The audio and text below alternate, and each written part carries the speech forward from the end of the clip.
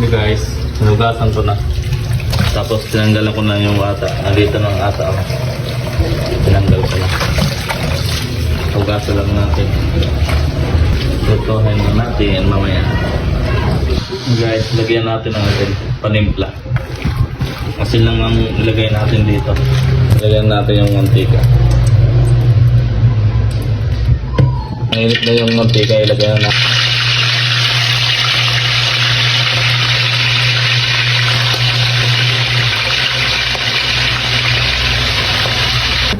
So guys, luto na yung ano natin, ulam.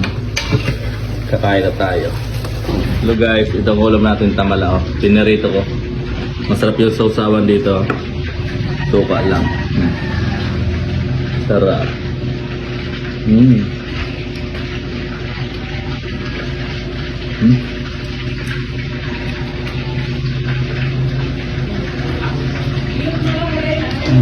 Sarap.